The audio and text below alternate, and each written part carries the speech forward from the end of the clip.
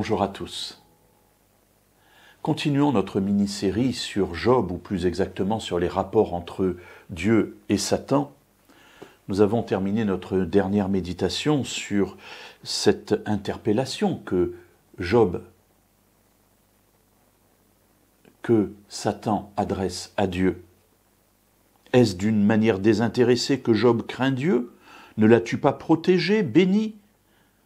Et le verset 11 nous dit « Étends ta main, touche à tout ce qui lui appartient, et je suis sûr qu'il te maudira en face. » Voilà la proposition que le diable fait à Dieu. Tu as besoin de savoir exactement ce qu'il y a dans le cœur de Job. Moi, je le sais, mais toi, tu ne le sais pas.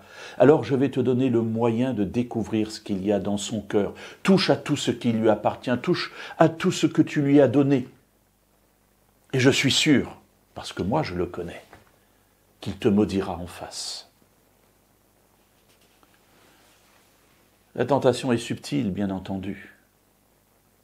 Le diable prétend mieux connaître Job que Dieu lui-même. Et il lui dit, il faut que tu arrives à comprendre ce qu'il y a réellement dans le cœur de Job. Alors voilà le moyen. Il faut que tu le prives de tout ce qu'il a, que tu détruises tout ce que tu as fait, tout ce que tu as construit avec lui. Et moi, je connais quel est le résultat de cela. Il va te maudire en face. Quelle est la réponse de Dieu? Le verset 12 nous dit, l'Éternel dit à Satan, Voici tout ce qui lui appartient est en ton pouvoir. Seulement ne porte pas la main sur lui. Dieu refuse d'entrer dans le plan de Satan, le plan de destruction de l'homme, parce que Dieu n'est pas là pour détruire l'homme. Il est là pour le bénir, pour le protéger, pour le faire grandir, pour le sauver. Alors il lui dit, mais pourquoi me tentes-tu de la sorte? Ça n'est pas mon job, ça n'est pas mon travail. Si toi tu veux le détruire, détruis-le. Je mets une limite, ne touche pas à sa vie. Mais moi je ne suis pas là pour détruire, c'est toi qui détruis.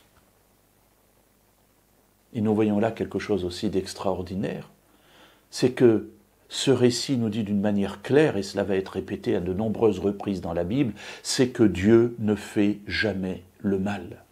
Mes amis, retenez toujours cela dans votre vie. Quand vous passez par des épreuves terribles, ne rendez jamais Dieu responsable de cela. Derrière tout mal se trouve le diable, se trouve le Satan, l'adversaire, le diviseur.